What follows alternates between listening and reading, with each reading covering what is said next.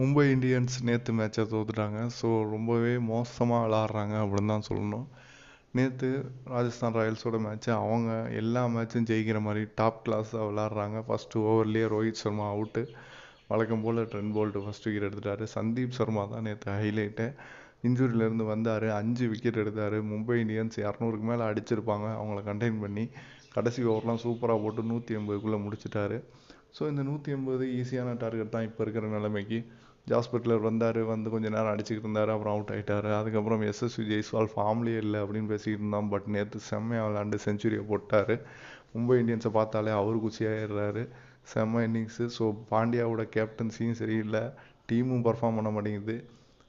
டீமில் ஒரு கோஆர்டினேஷனே இல்லை. அதனால தான் மும்பை தோற்றுக்கிட்டு இருக்காங்க. இந்த வாட்டி பிளே ஆஃப் வருவாங்களா இல்லையானே சந்தேகம் தான். பொறுத்து வந்து பார்ப்போம். நேற்று மேட்ச் ராஜஸ்தான் சூப்பராக விளாண்டாங்க. அவங்க செமிஃபைனலுக்குள்ளே வந்துடுவாங்க. இதான் நீங்கள் நம்ம சேனலுக்கு ஃபஸ்ட் டைம் இருக்கீங்க, மறக்காம சப்ஸ்கிரைப்